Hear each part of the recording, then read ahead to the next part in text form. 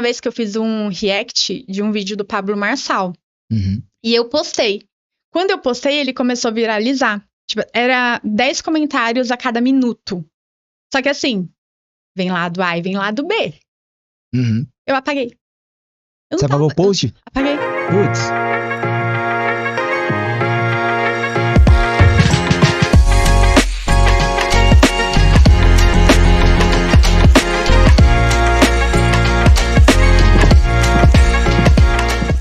Fala galera, Douglas Zé por aqui, seja muito bem-vindo a mais um episódio do Papo Z Podcast.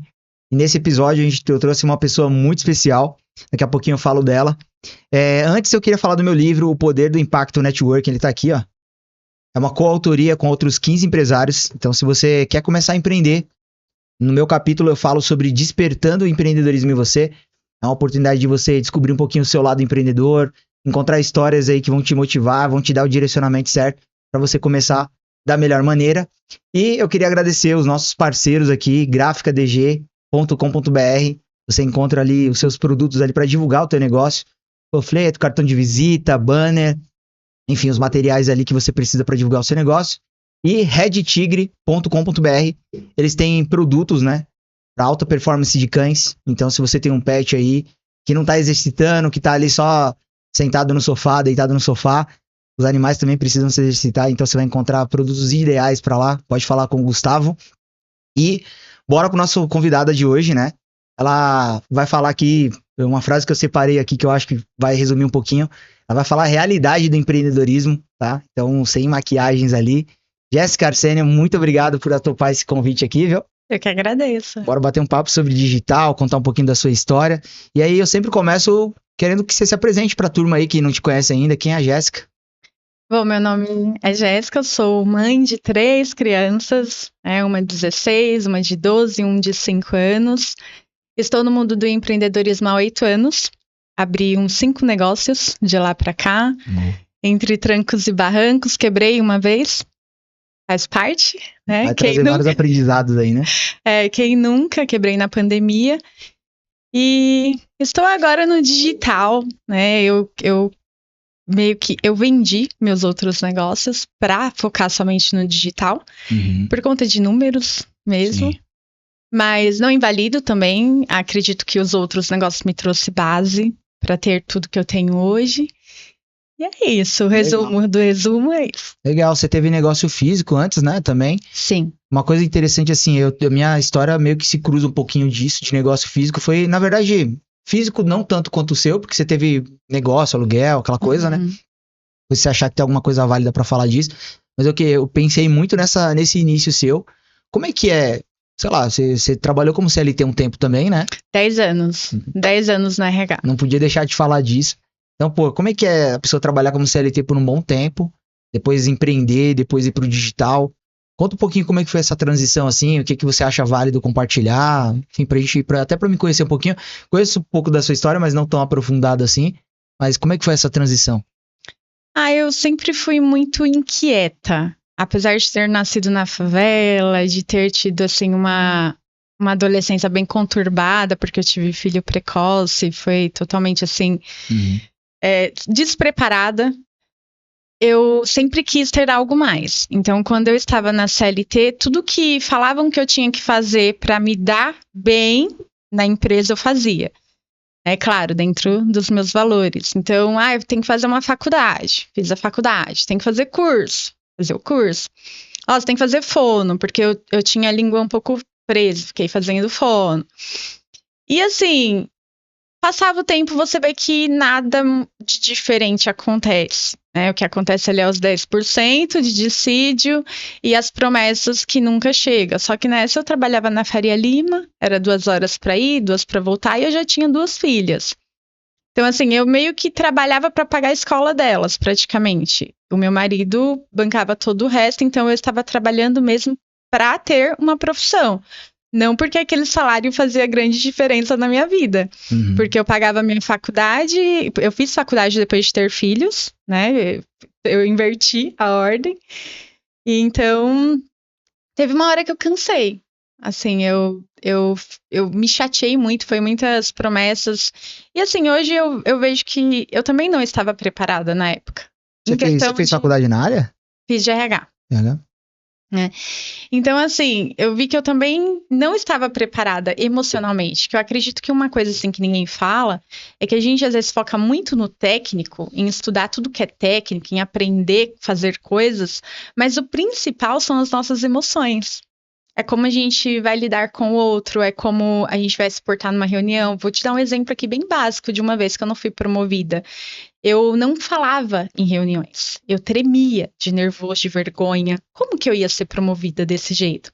Só que na época eu não tinha consciência disso. Eu estava com um diploma debaixo do braço, que é o que me falaram que ia dar certo, achando que isso era o suficiente, quando na verdade não era. Não era nada, né? Praticamente. A gente tem um exemplo claro hoje do Toguro. Ele está fazendo aí o marketing da CIMED e tem muita gente brava porque tem diploma e ele não tem. Sim, eu tô E vendo assim, essa é repercussão. isso. É a autoridade que você passa conforme você tem resultado, conforme você lida com as suas emoções. E eu fui me dar conta disso no digital. Que quando eu fui empreender, eu comecei a sair do mundo físico para ir para o digital e eu vi que quem aparecia mais, vendia mais, que eu tive que enfrentar isso, que eu era muito tímida. A primeira vez que eu peguei numa câmera, minha mão suava, frio, eu gravava, eu apagava, eu tinha medo de crítica. Teve uma vez que eu fiz um react de um vídeo do Pablo Marçal. Uhum. E eu postei. Quando eu postei, ele começou a viralizar. Tipo, era 10 comentários a cada minuto. Só que assim, vem lá do A e vem lá do B. Uhum. Eu apaguei. Eu Você não apagou o tava. post? Apaguei. Putz. Apaguei um vídeo. Eu não estava preparada para aquilo. Minhas emoções não estavam preparadas.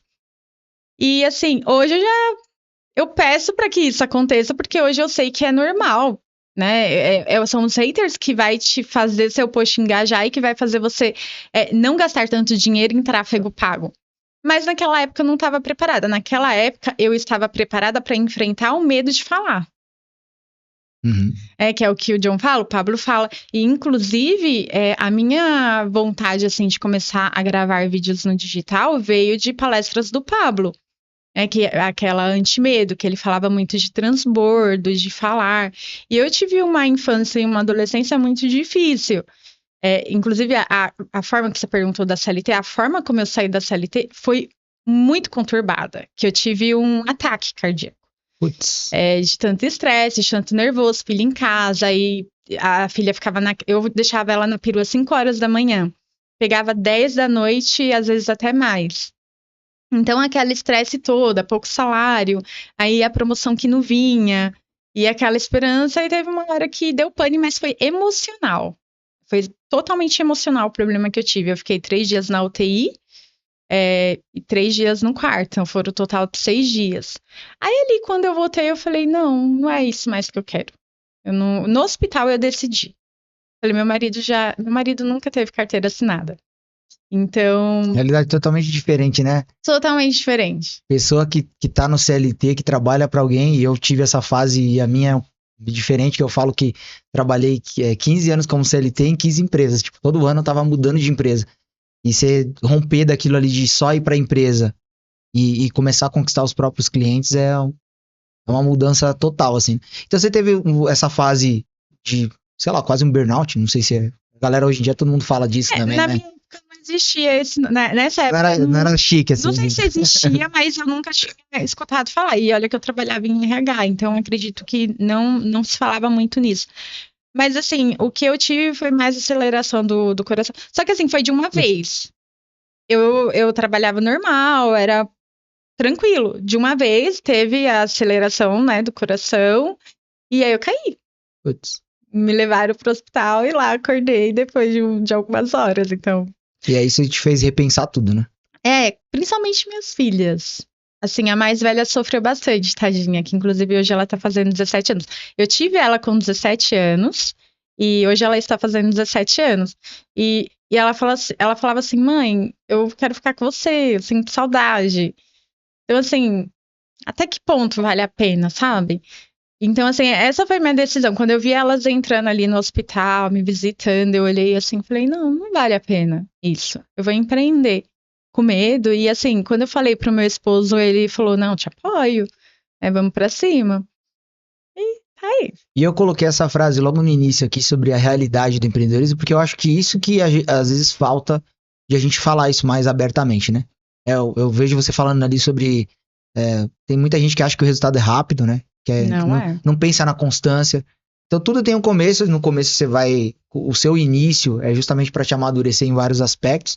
E aí então quer dizer que esse momento foi a virada, assim que você falou, poxa, eu tenho que mudar a minha rotina para estar com a minha família, porque realmente sair para trabalhar, quem tem filhos, às vezes esse é o sucesso, né? É poder trabalhar em casa, você fala muito disso hoje, né? Poder trabalhar em casa, ver os filhos crescerem, não precisar sair de manhã e chegar à noite.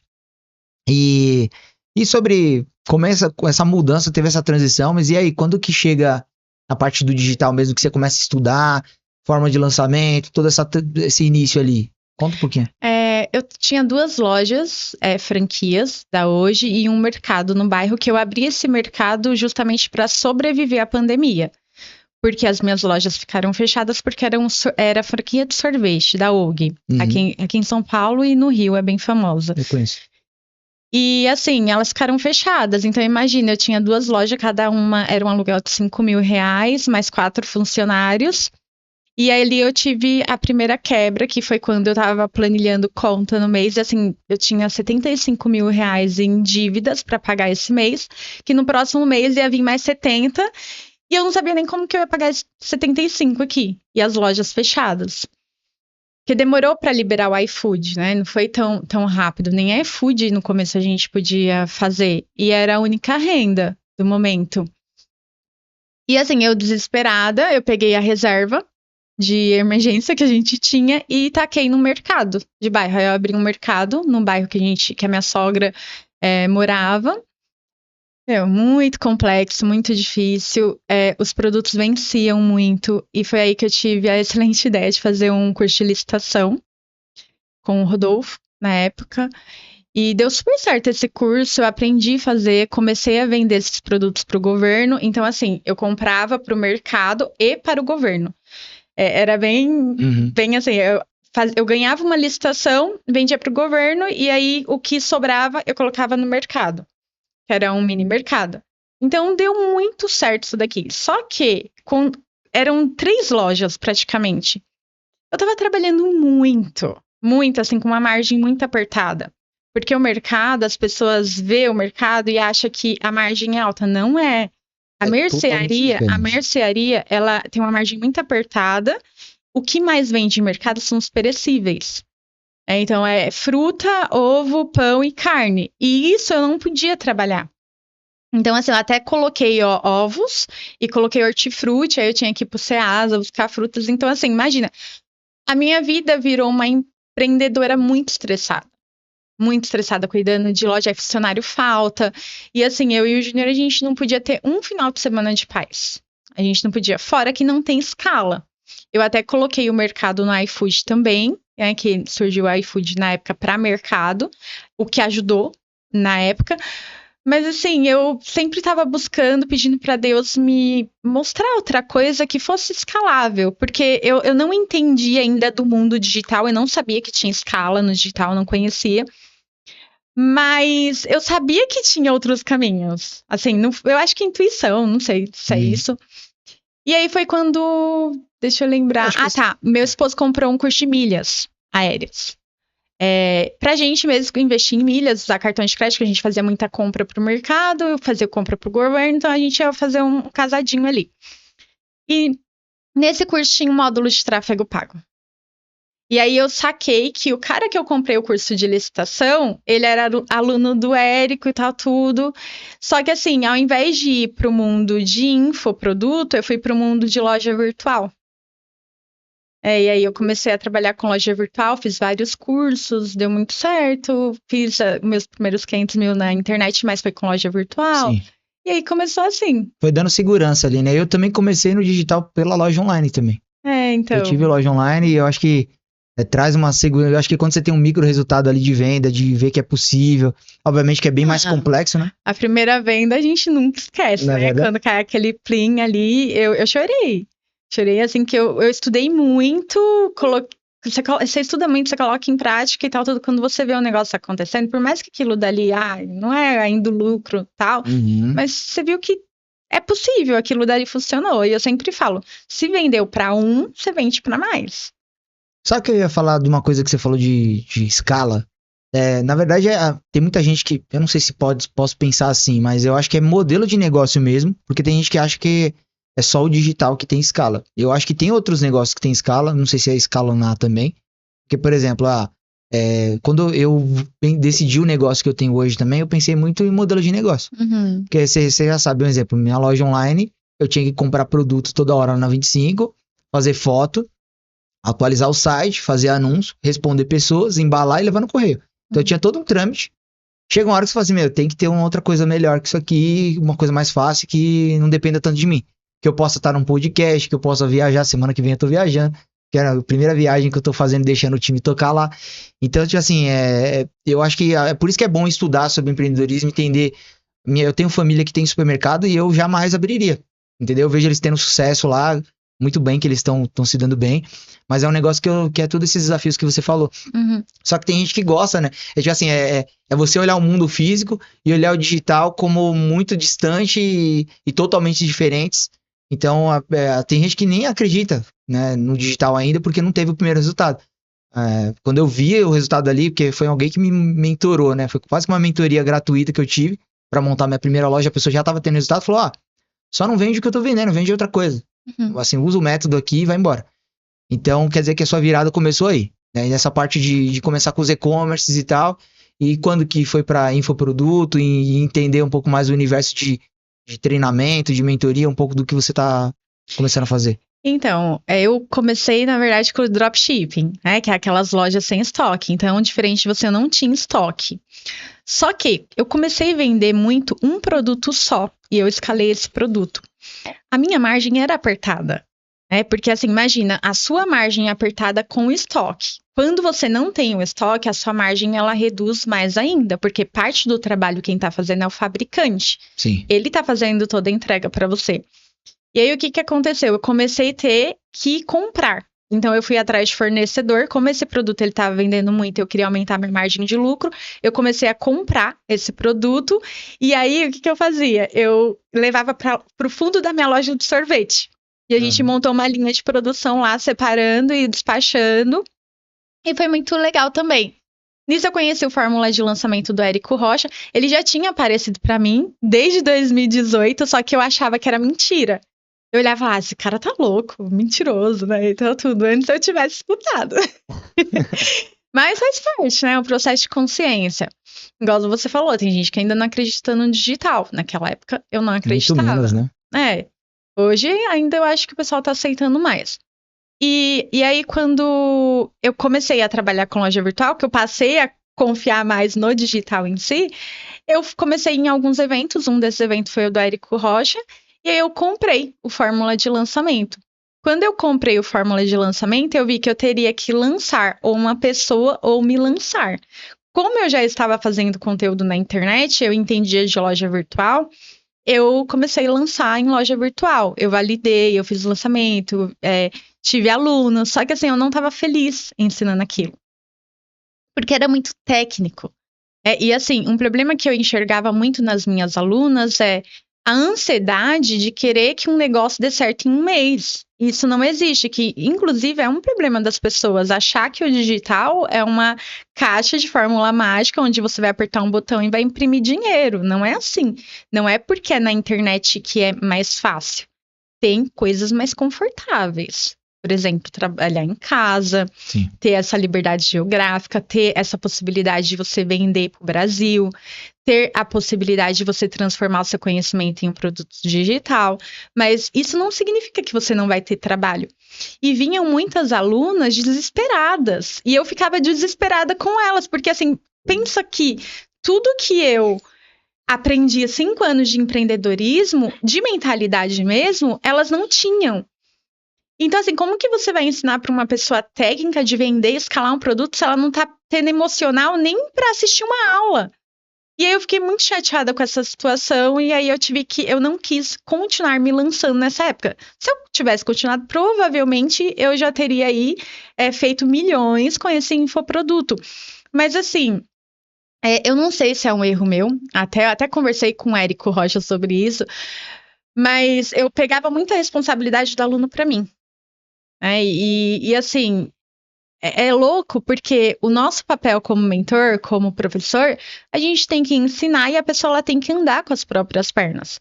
Você não pode fazer por ela, você tem que ensinar o caminho que ela vai seguir para fazer aquilo. E, infelizmente, muita gente confunde isso. Ela acha que é porque na internet é um curso, vai ser algo muito fácil. E não é. É um negócio que você tem que se dedicar, você tem que colocar dinheiro também. Apesar de ser diferente do físico.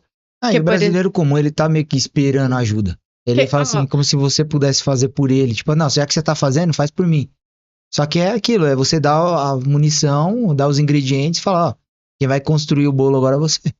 Vou te dar um exemplo bem claro. A minha loja física, foi 150 mil para montar. Foi mais de um ano para recuperar. No digital, você não precisa de 150 mil. Só que assim, o meu esposo ele é gestor de tráfego pago. O empresário, ele vai lá, coloca 50 mil numa loja que ele não sabe se vai dar retorno, uma loja física, mas ele não quer colocar R$1.000 em tráfego pago. Então, assim, é uma questão de mentalidade, sabe? E uma coisa que ele vai mostrar para o Brasil todo. Mas sabe o que é? É porque o digital, ele parece um pouco subjetivo, né? Diferente de eu vender para você uma casa, que pode ser R$1 milhão, mas eu tô vendo a casa. Agora, vender pro cara que isso vai acontecer numa ação futura, vender o futuro. É como se vendeu, vamos dar o mesmo exemplo do imóvel. Eu não tô vendendo imóvel pronto. Tô vendendo um lançamento que ele vai ficar pronto daqui 2 anos e você vai ficar pagando até ele ficar pronto. Então é essa crença do digital que ainda tem que ser quebrado. E também pode ser uma questão de público-alvo também, né? Hoje eu vendo algumas coisas assim que eu considero já um ticket interessante para mim. E é mentalidade de novo. O mesmo produto que eu vendia 1.500, 2.500, hoje eu vendo por muito mais. Uhum. Então é um pouco do meu emocional, de novo, né? Sempre vai ser a segurança que você tem de mostrar que você é bom, que você já tem resultado naquilo, né? Pra pessoa entender. Mas o que você falou é impressionante nessa questão do quanto você acaba absorvendo isso dos alunos. Eu já nem entrei nessa, até tô meio inseguro nessa questão de mentoria de fato, por conta disso. Uhum. Fico preocupado, falei, cara, e a parte do cara, que se ele não fizer? Entendeu? Qual é o sucesso? Que ele não vai ter o sucesso se ele não fizer a parte dele. Sabe quanto que isso caiu, assim, um balde na minha... Te lavou. Acorda pra vida. Quando eu tava num evento e eu descobri que a taxa de quem assiste curso na internet, compra o curso na Hotmart, a taxa da Hotmart, quem assiste é 3% só. Que assiste tudo. 3% dos alunos. Então, assim, a cada 100, 3 pessoas vão assistir. E aplicar, que é o fazer, é 1%. E por que que isso eu era assim? Porque todos os cursos que eu comprei, eu assisti e eu apliquei. Então, no meu mundo, eu acreditava que as pessoas também fossem assim, mas elas não são. Tanto que no meu curso, o que que eu fiz? Eu fiz um programa de implantação. Então, a aluna ela só vai para a etapa 2 se ela concluir a etapa 1. Aí gostei. Porque senão é só mais um curso que ela vai comprar, vai ficar lá na Hotmart, ela não vai assistir, ela não vai fazer. Então, assim, você fazendo dessa forma de implementação, você vai até evitar que, mas não deu resultado. Tá bom, deixa eu ver, você tá em qual etapa você fez? Aí fica legal. Não, porque eu até ia falar assim, eu vou justificar essa taxa da Hotmart, porque o Brasil, eu tenho uma coisa que assim, o comprador ele compra. Uhum. Quer dizer, o cara comprou um curso, ele vai comprar 2 cursos, 3 cursos. Eu não sei se você nunca comprou um curso que você não fez ou um livro que você não leu. Já, mas a gente quando eu acho chato no começo. Tem uma hora que, então assim, a galera, tem gente que compra, é viciado em comprar. Uhum. Vê um negócio na internet, acha que é a solução, compra e não faz nada. Uhum. Mas eu acho que faseado assim, porque hoje eu presto serviço, inclusive se eu tivesse quando eu falo de dicas assim, eu sempre acho, cara, começa com um serviço. Porque você não tem nada, não precisa ter capital, é só o seu intelectual, aquilo que você aprendeu, e aí depois você vai vendo o que você decide fazer. Mas é interessante essa pressão que você tinha, porque eu acho que A gente quer ter o sucesso no que a gente tá fazendo. E aí, se a pessoa não faz, você fica meio que preocupado com aquilo. É. Eu tratei até isso mais em desenvolvimento pessoal do que em outras questões, porque eu vi que era um problema meu. Querer puxar essa responsabilidade pra mim. E aí eu entrei na Aliança Divergente, né, do Elton, e lá a gente tem alguns protocolos de medo pra tratar medo. E eu descobri lá que eu tinha esse medo de aluno. Uhum. Eu tinha medo do aluno falar mal de mim. Eu sei Do como é que é. Quem que não tem? É. Ninguém quer sofrer essa pressão contrária. É os haters, igual você falou. Você teve um post lá no início da nossa conversa aqui que viralizou, mas tinha muita crítica. E ninguém quer ter a crítica no início ali. Pensa assim, poxa, pô, minha esposa. Hoje eu já tô levando umas paladinhas já. É, mas é bom, né? A gente sabe que. Hoje eu acostumei. Ontem mesmo eu entrei lá no YouTube, tinha um texto de um cara. Aí você olha e fala, tá totalmente desalinhado da realidade. E eu vou falar pra você, acho que conforme a gente vai tendo resultado, pra gente a crítica já, tipo, não, eu já sei a fase que esse cara tá. Porque no começo, assim, se eu tivesse qualquer crítica na internet, eu já pensava assim, pô, minha esposa vê isso aqui, ela vai falar, não, para com isso agora. Tipo, ela já não é o anti-medo, não, tipo assim, não pode ter um problema.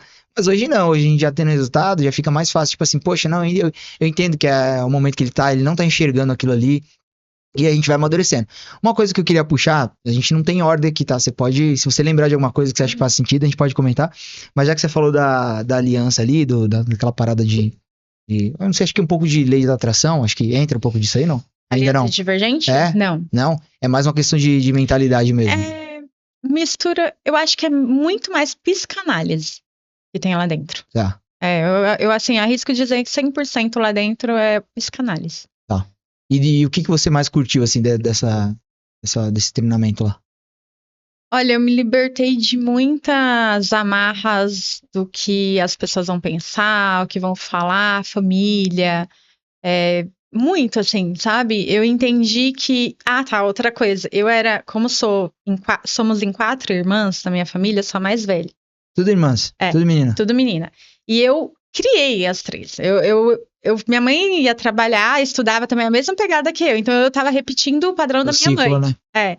A minha mãe chegava meia-noite também da escola, saía muito cedo, e eu lembro que eu ligava pra minha mãe perguntando, assim, quanto tempo faltava pra ela ficar com a gente, porque ela não ficava.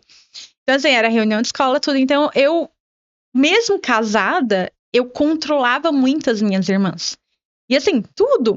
E não só eu controlava, atuava como uma narcisista na vida delas, como elas se colocavam nessa posição.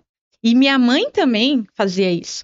Minha mãe me ligava pra eu ir atrás da minha irmã e eu casada com filhos. A minha irmã do meio morou 3 vezes comigo, eu casada. E quando eu entrei na Aliança Divergente, eu entendi tudo isso, eu entendi o quanto que isso estava sendo prejudicial para mim e para elas.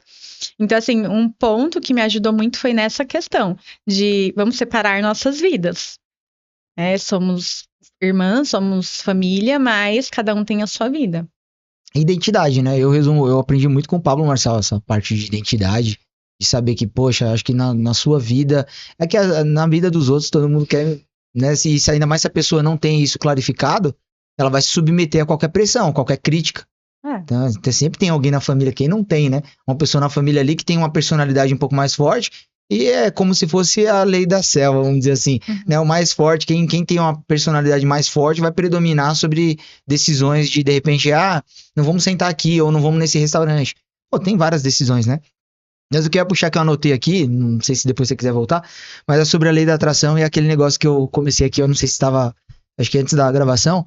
Você gravou um vídeo falando um pouco sobre isso, né? Quadro dos sonhos, aquela coisa toda ali. Acho que você vai lembrar porque faz um tempão. Eu nem lembro mais. Não, beleza. Mas aí eu queria te perguntar o seguinte. Você acha que a pessoa que é um pouco mais religiosa, você acha que ela vai interpretar a lei da atração como algo muito distante do que realmente é Deus? Vai misturar religiosidade, uma coisa mais mística, assim? O que você enxerga, assim? Você enxerga que existe você enxerga uma barreira, uma diferença em relação a isso? Ou você acha que a gente pode colocar a lei da atração como algo espiritual, fé daquilo que você quer trazer para sua vida? Como é que você enxerga? Eu vejo como nomenclaturas. Então, assim, eu acredito, Jéssica, não tô impondo como uma verdade, mas é meu ponto de vista, que lei da atração e fé é a mesma coisa.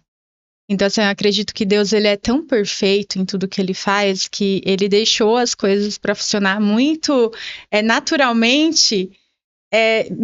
Não sei se eu posso falar sistêmica, como o seu corpo funciona, você bebe Como água, se faz tudo fosse xixi. uma perfeição.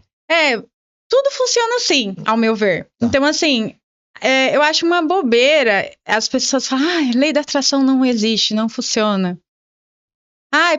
Porque, meu, é só o nome que a pessoa tá dando. Só isso. É energia. O que é a fé? É o foco e a energia que você dá em algo, não é? Sim. Se você for estudar a lei da atração, é a mesma coisa. O que muda é o modo como você está acreditando naquilo dali. Então, assim, a Bíblia tem uma parte, eu não sou expert em Bíblia, mas tem uma parte que fala assim: tudo que você for pedir, peça como se você já tivesse recebido aquilo. O que é isso? É você fazer orações agradecendo, pedindo como se você já tenha. E é isso. Sim. É o que, se você for estudar quem ensina a lei da atração, ensina isso. Quem fala de fé, fala isso. É o modo como você acredita. Né? Então, assim, eu não acredito, uma coisa assim que destoa um pouco eu até nunca gostei muito de se envolver em questão religiosidade mesmo, por conta disso, que eu acredito que é muito... Sim, engessado. É muito engessado, você acaba afastando as pessoas. Mas assim, eu não acredito que Deus dá, Deus tira, Deus... Eu acredito que ele já fez tudo para funcionar. Perfeito. Aí vai de você querer acessar o que é bom ou acessar o que é ruim. Então, assim, quando eu vejo as pessoas falando assim, eu não montei esse negócio porque Deus não quis. E aí, né? Ou eu vou montar isso porque Deus quer. Pô, você tá jogando a responsabilidade nele, que já fez tudo por você? Ele já te deu ar, já te deu água, já deixou seu corpo funcionando perfeitamente? E aí ainda a responsabilidade de um negócio dar certo ou não é dele? Como eu sempre digo, né? Deus, ele tem o controle de tudo. Tem gente que acha que Deus está controlando as coisas, né? Eu acho que ele tem o controle, ele pode fazer o que ele quiser, se ele quiser, mas não que ele esteja utilizando as pessoas como se fosse assim, ó, vem pra cá. Nós seríamos o robô. Sim, senão, exatamente, é nesse raciocínio, nessa linha que eu coloco. Então quer dizer que você não tem mais decisão de nada. E pior que, assim, aí entra realmente na questão mais de religião, e eu tô sempre falando e discutindo isso, porque eu acho que, assim, empreender é um pouco de fé também, né? Então, inclusive, esse vídeo, o que acontece? Por que eu falo muito assim? Não sei se é lei da atração, sabe? Não importa. Eu acredito que quando você pede, meu Deus, eu quero ter um negócio escalável, que foi o que aconteceu comigo. Eu agradeço porque o Senhor está me colocando aqui um negócio escalável. O que vai acontecer? E o que aconteceu na minha vida? Apareceu um curso que tinha um tráfego pago, que eu nem fazia ideia que aquilo existia. Depois apareceu um podcast de uma menina falando de loja virtual que tinha escala. Então, as coisas vão acontecendo energeticamente para você ter aquilo que você pediu. Aí você tem a opção de acessar ou de recusar. Que muitas vezes as pessoas recusam por medo. Então, assim, você pede e vem. Vai começar a acontecer coisas. Você vai começar a prestar atenção em coisas que você não prestava atenção antes. E isso inclusive, também comprovado pela neurociência. Foi comprovado que quando a gente... eu quero comprar um carro vermelho. O que vai acontecer? Você vai começar a ver um monte de carro vermelho. Uhum. E aí você vai achar que aquilo é coincidência. Não, não é. A sua cabeça ela está tentando encontrar caminhos neurais para acessar e ter aquele carro vermelho. Então, assim, aí o cientista vai falar que é normal da cabeça, que a cabeça funciona assim. A espiritualidade vai falar que é lei da atração. A religião vai falar que é Deus, que é fé. Uhum. E no final, é tudo a mesma coisa que foi feito por Deus. São nomenclaturas ali, vamos dizer, que cada um tá dando pra mesma situação. As pessoas ficam brigando entre si pra ver quem tá mais certo, quem tá mais... Gente, pra quê? Só age, né? Pra que isso? Sabe, dá pra viver tão mais leve. Tá bom, você acredita, você acredita. Então, e às vezes eu acho que o resultado também, ele meio que entrega também o caminho que cada um tá acreditando. E assim, uma coisa muito legal é que tudo que eu fiz, eu e o meu marido, que não foi sozinha, foi sem dinheiro. Que é o maior, é a maior objeção que as pessoas Sim. têm. Então, assim, quando a gente comprou o nosso primeiro apartamento financiado, a gente tinha uma entrada, mas a gente não tinha nome.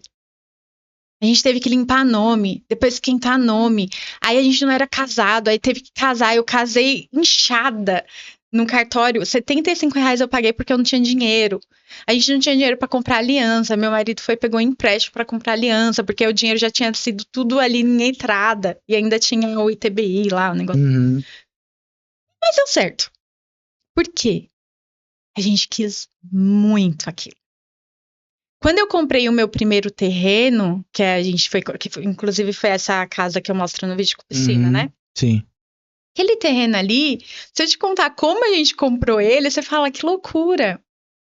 E antes de ir para Sorocaba, agora no final de ano, eu queria muito comprar uma casa. E eu não tinha entrada para dar total nessa casa, não podia tirar dinheiro das empresas, porque assim, isso é uma coisa que a gente faz muito no começo. Eu errei muito nisso, tá? Inclusive, se a gente tá falando de empreendedorismo. Isso é muito ótimo a gente falar, a Cris me ajuda muito com isso lá, a gente fala um pouco disso aqui, mas é legal Um falar. erro, assim, muito que eu cometi foi, eu sempre tirava dinheiro de um negócio para colocar nos meus sonhos, antecipar sonhos, ou então eu misturava contas, ou então eu pegava dinheiro de um negócio para abrir outro negócio, sendo que esse daqui ainda estava em processo de maturação. E aí, tinha essa casa, que eu queria essa casa agora no final do ano, e queria essa casa, você vê agora, recente, eu tenho consciência já. Mas a emoção tava falando mais alto. Pega o dinheiro que tem lá na empresa. E aí eu peguei e falei assim, eu e meu marido, quer saber, a gente vendeu nossa casa, que é no mesmo bairro, inclusive, para ir pro interior. Se a gente voltar para esse bairro, a gente vai estar voltando. Sendo que a gente vendeu a casa que a gente construiu, a casa que tá naquele vídeo. Uhum. Você queria ir pra uma nova fase. Você falou, não, vamos pra uma nova fase. E a intenção era o quê? Aplica dinheiro, rende dinheiro. Não era comprar outra casa. Era ir para outro lugar, sair da paradela. Uhum. Né? E aí, quando a gente tava pra mudar, a dona dessa casa falou assim, Jéssica, eu te vendo a casa sem entrada, você pagando pra mim. E era uma parcela que eu conseguiria pagar, tranquilamente. Meu, eu fiquei muito tentada. Muito tentada. A gente fez oração. Que eu acredito nisso. A gente fez oração pra ter discernimento e tá tudo. Eu fiquei muito balançada. Até às vezes eu penso um pouquinho. E eu tive que recusar. Porque eu entendi que era uma prova. Você vai ou você volta. E eu recusei. Quantas pessoas não querem comprar uma casa agora sem entrada? Sabe por que eu tive essa opção? Porque eu desapeguei. Porque eu quis muito, talvez, em algum momento. E assim, eu não sei como Deus programou as coisas para acontecer. Mas eu sei que é muito maior do que a gente imagina. Então, cuidado com o seu pensamento, cuidado com o que você fala, cuidado com o que você pede. A objeção que você falou de grana, que é realmente, eu digo que é a número 1 mesmo, porque todo mundo fala assim, se tivesse grana e tal. Uma coisa que me deu um insight, assim, que eu sempre uso quando eu tô conversando com pessoas mais próximas e tal, sobre essa questão de grana, é que é o seguinte, se o problema for grana, eu falo pra pessoa o seguinte, tá, beleza, se eu colocar pra você, vamos colocar aqui um número, R$1.000 na sua mão, mês que vem você volta com quanto? Se o problema é grana, eu vou te dar grana, então assim, é como se fosse um empréstimo, né, que ninguém coloca nisso. Aí a pessoa vai ver que, poxa, não sei nem o que eu faço com esse dinheiro. Porque se eu vou ter que devolver, uma coisa é receber o dinheiro e, beleza, eu vou queimar o dinheiro. O dinheiro que você me der, eu queimo e já era. Mas e quanto que esse dinheiro volta? Tipo assim, eu te empresto, quanto você precisa? Você me entregar daqui 1 mês, 2 meses. Aí o cara entende que, poxa, não é o problema, não é o dinheiro, porque eu não sei nem o que eu vou fazer com o dinheiro. Aqui, a primeira loja que a gente montou foi com cartão de crédito. A gente tinha um cartão de crédito de 20 mil do banco original e um de 10 mil. E aí, o que a gente... Lá, a franqueadora, ela só aceitava dinheiro, né? Não podia ser um cartão de crédito. E aí, a gente foi no nosso amigo, que era mecânico, passamos o cartão, parcelamos, pra pagar ainda, pensando já que a loja ia vender. Ó a fé. Com retorno, né? É. A fé aqui. E ainda tinha o parcelamento da franqueadora, porque assim, você tinha que dar uma entrada de 10 mil e o restante da taxa de franquia eles parcelavam no boleto. E também ainda tinha mercadoria. E a reforma que a gente teve que fazer. Olha quanta coisa. É por isso que eu falo assim, o digital, gente, uma maravilha perto do físico. Você começa sem nada e já vai tendo talvez seus primeiros resultados, dependendo da fase, do que você aprendeu até ali. E aí depois eu queria até puxar essa parte do que você aprendeu assim com vendas, mas conclui se você... E aí foi assim, a gente pegou o dinheiro de um cartão de crédito. Qual a desculpa que a gente deu? A gente tinha 3 filhos. Ah, irresponsabilidade. Tá, mas a gente tá num país que se não for assim, você fica na CLT então. Não dá pra pensar muito. Mas se você não aguenta dormir no barulho, não vai. Essa é a realidade do empreendedorismo. Quando eu, não voltando com o empreendedorismo, mas quando a gente comprou nosso apartamento também, eu falo pra Cris até hoje, que assim, era um desejo dela. E, cara, eu, por mim, assim, eu falo que tinha acabado de sair de uma empresa, eu falei, não, assumi uma dívida essa daqui, e que hoje pra gente não significa nada, assim, é irrelevante. Mas pra você ver que é a decisão. Eu vejo muita gente com medo da decisão, e empreender é um pouco disso. É de você se arriscar, de você acreditar no que você tá fazendo, porque eu acho que isso também é até uma prova de que você vai se empenhar, porque tem muita gente que, tem algumas pessoas que falam assim, mas empreender porque o papai deu 100 mil reais pra você começar a sua clínica odontológica é fácil. Não é fácil. Mas, cara, qualquer negócio que você for abrir... Eu até tenho um amigo que ele tem uma... Tem uma galera que brinca... Eu conheço umas pessoas que falam assim, principalmente quem não é empreendedor ainda, né? Fala assim, porque a pessoa deu 100 mil reais ali pra você começar o seu negócio. Cara, independente de grana, sem grana. Eu acho que quando a gente não tem a grana, tudo que você falou, eu me vi um pouco na história também, porque, cara, quando a gente casou também, a gente era muito escasso. A gente casou, tipo, com pouca coisa. Eu me assemelho assim, a gente casou com 10 mil reais. Hoje eu vejo gente... Tipo, querendo juntar grana e grana. Tipo assim. Quando eu e o Junior casamos, eu estava morando na minha sogra. Mas não tô falando que a gente tinha grana no banco, eu falo que a gente gastou pra fazer o casamento. Vocês fizeram festa? Não, a gente pegou um sítio da família, assim, decoramos com coisas de madeira, pallets, uns negócios assim. E o casamento foi ali, assim, tipo, um varal de luz, uma coisa, nem tem as fotos lá. Eu fui morar na casa da minha sogra, grávida. E ficamos lá, só que assim, bem temporário, e a gente tinha 30 mil reais, que era pra comprar qualquer coisa pra gente morar. E a gente pegou esses 30 mil reais e deu de entrada no apartamento. Então, assim, a gente não tinha dinheiro pra casar, não tinha dinheiro pra comprar aliança, não tinha dinheiro pra nada, e eu tava ainda barriguda.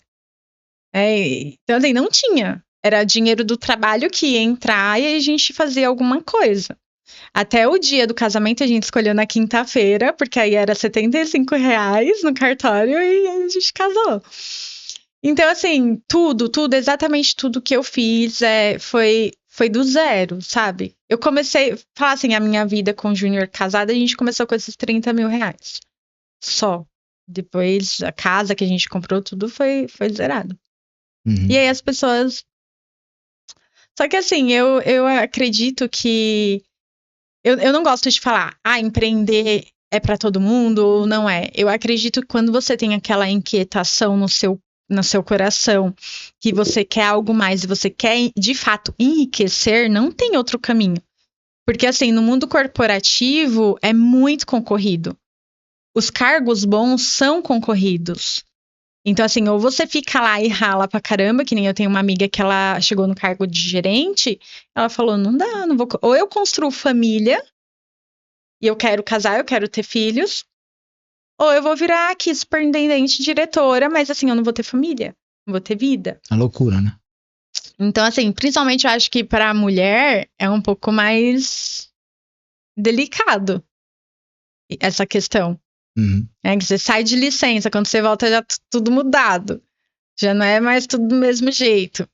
E olha assim, que eu não sou o tipo de mulher que fica se vitimizando. Ai, coitada de mim que sou mulher. Não é isso que eu estou falando. Tô falando que é um pouco mais delicado, eu sei porque eu passei. Então, você a já concorrência viveu isso, é desleal. Você viveu isso, eu acho que a nossa vivência, a experiência, ela tem se a gente for falar até pro digital, a gente já tem a cópia perfeita, a gente já sabe os desafios, o que a pessoa passou ali, o que você sentiu.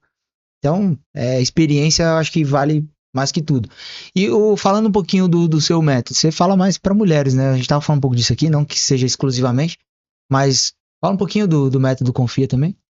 Então, o método Confia é uma mistura de tudo isso que eu já vivi. Eu tive que perder medo de vergonha, gravar. Aí eu fiquei em muitos momentos, poxa, que produto que eu faço? Não tenho produto, não tenho nada para ensinar para ninguém. Quando na verdade era cheia de coisa para ensinar para muita gente. Eu só não valorizava isso e eu não sabia transformar isso em um produto. Porque assim, pensa, eu tô 8 anos empreendendo. Será que eu não tenho nada para ensinar? Tenho, até Com certeza. de contabilidade, questão fiscal de empresa. É porque a gente pulou essa parte, mas o meu primeiro empreendimento de fato foi uma contabilidade.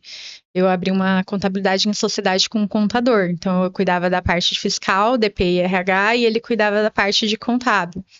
Mas até a empresa eu aprendi a abrir na época. Então até isso eu consigo passar para as minhas alunas. Ó, vai por esse caminho aqui que você vai pagar menos imposto.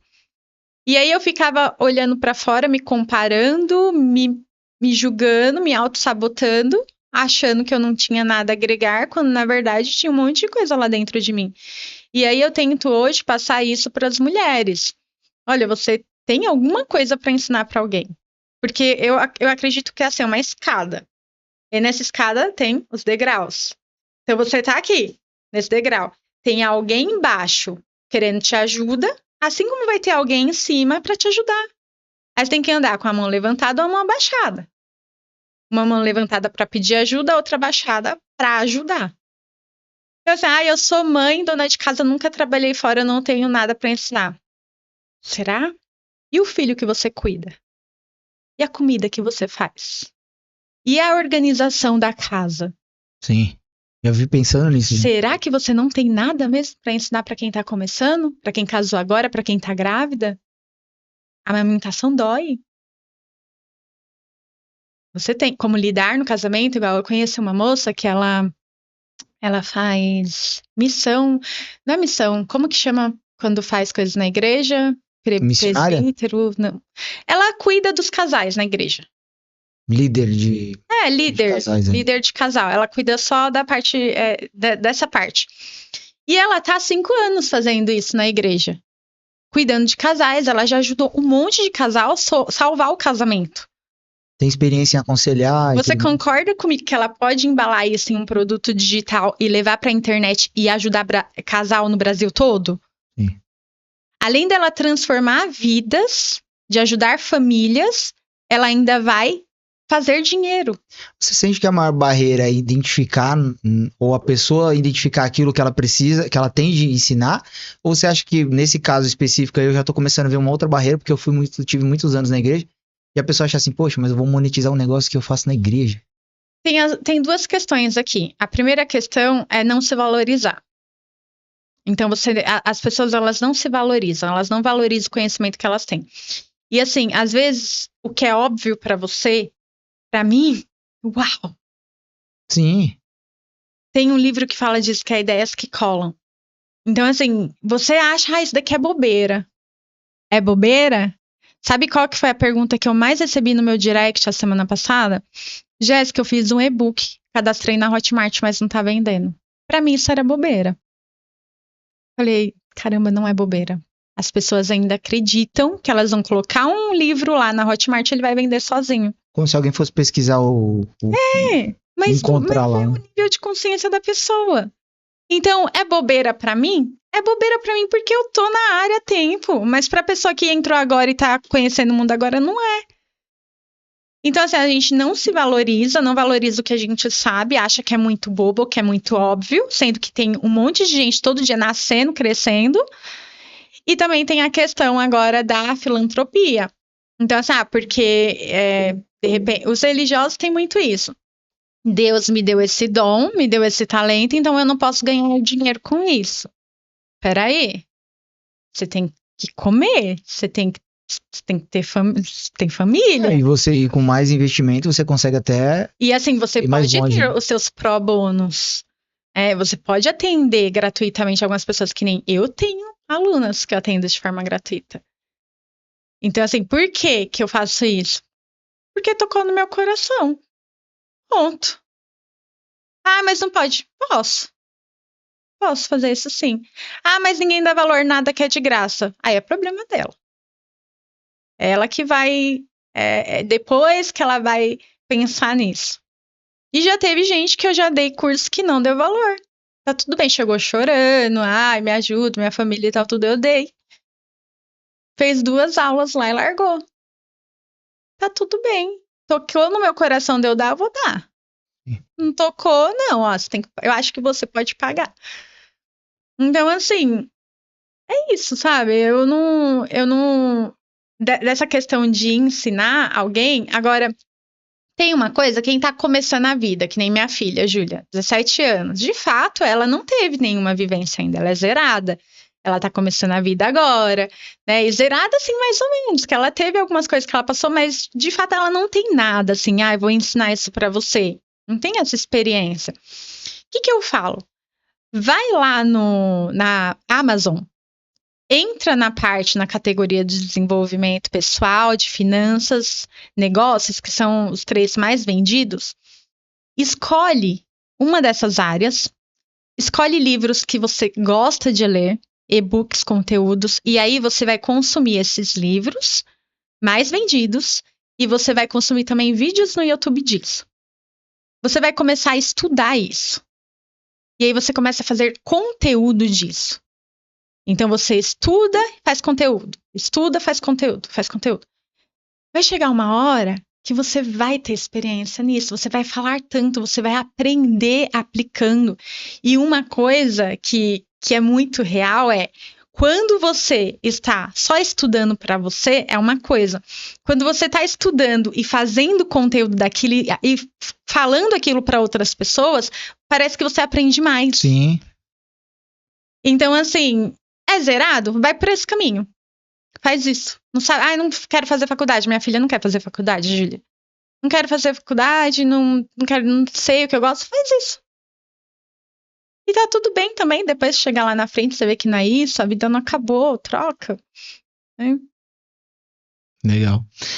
Eu acho que quando a gente começa a ensinar, a produzir conteúdo, você vai sentindo a segurança ali. E, cara, depois vai ter pessoas, é aquilo, às vezes as pessoas às vezes querem ser ouvidas, querem ter um direcionamento. Não necessariamente você precisa ter R$1 milhão para poder dar um conselho pra pessoa. Às vezes a pessoa tá naquela fase e você fala, por tudo que eu já estudei, que eu já entendi, esse seria o melhor caminho pra você fazer. E a pessoa vai todo mundo tem um início, né? Uhum. Todo mundo tem um começo. E aí eu queria puxar aqui primeiro, né, pra questão das vendas. Eu sei que a gente já falou bastante disso, mas vendas e o momento atual. Sei que você tá vendendo, a gente até mostrou ali, né? Pô, vendi hoje e tal.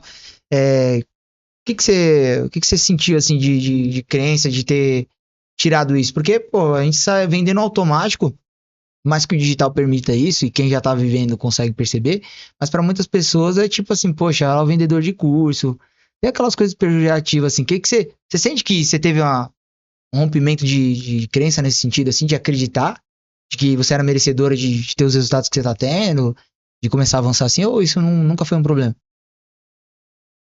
Não, eu nunca pensei nisso. Teve alguns momentos que eu já perguntei assim, será que eu sou boa mesmo? Será que é isso? Mas assim, questão de ter resultado ou não. Não? Não. Agora eu sei que as pessoas têm muito esse preconceito de vendas, de curso e tudo mais. Mas eu tenho 2 linhas de pensamento aqui para falar sobre isso. Primeiro, a Hotmart bateu 10 bilhões em vendas de cursos. E não foram com grandes creators. Foram com pequenos e médios. E a maioria dessas vendas foram e-books. E-books de brigadeiro, e-books de ensinando a fazer receitas, ensinando como lidar melhor com o marido, essas coisas. Então, assim, aí indo para a linha 2 de raciocínio, eu acredito que o nosso país ele é tão pobre de educação, as escolas e tudo mais está tão, assim, decaído, que essas pessoas que estão vendendo curso na internet estão ajudando nessa área. Sim, eu também concordo. Então, assim, se não tivesse, assim, não ia ter tanta demanda. Eu mesma aprendi muito com curso online. E, assim, eu arrisco dizer que eu aprendi muito mais com cursos digitais do que na faculdade. Com certeza. Eu cheguei a fazer faculdade de marketing, né? Eu comecei contabilidade, fiz 3 anos de contabilidade, a Cris é formada em contabilidade, mas aí depois eu fui para marketing e eu aprendi muito na prática, empreendendo, e quando eu fui pra faculdade já tava no digital, já tava começando a estudar um pouquinho, e eu via que ninguém ali tinha noção nem do digital, tipo assim, era um marketing mais tradicional e tudo mais. Enfim, batemos muito papo. Eu tô indo pros finalmente aqui, pros últimos minutos. E eu queria que você deixasse uma mensagem ali pra quem tá iniciando, quem quer começar talvez no digital, já que você teve essa trajetória de CLT, empreendeu em negócios físicos, né, franquia e tudo mais, e depois foi pro digital e hoje é a sua realidade.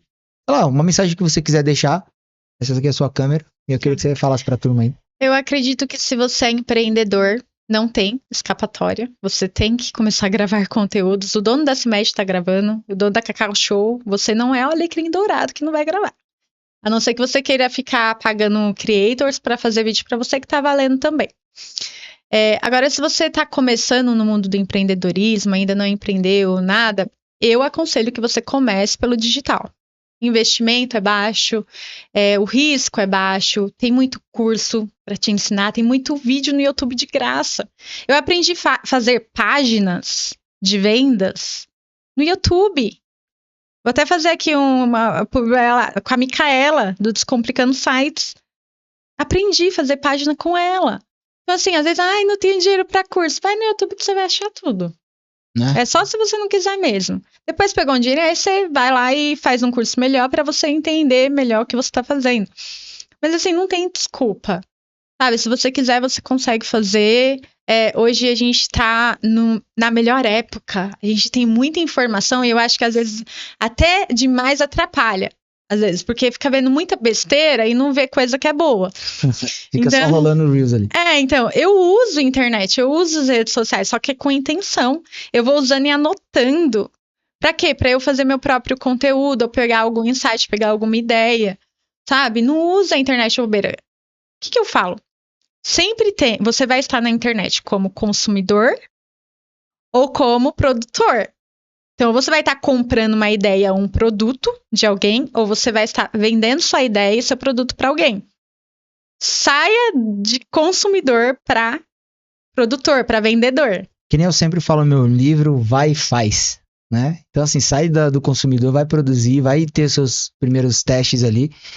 Jéssica, queria te agradecer por ter batido esse papo, falamos bastante coisa, talvez a gente fale num outro episódio também um pouco mais. E se você tá aqui até o final desse vídeo, deixa seu like aí, se inscreve no canal, deixa seu comentário, a Jéssica vai dar uma olhadinha. E tamo junto, fechou? Tamo junto. Obrigado, até a próxima aí, é nóis. Até. Valeu.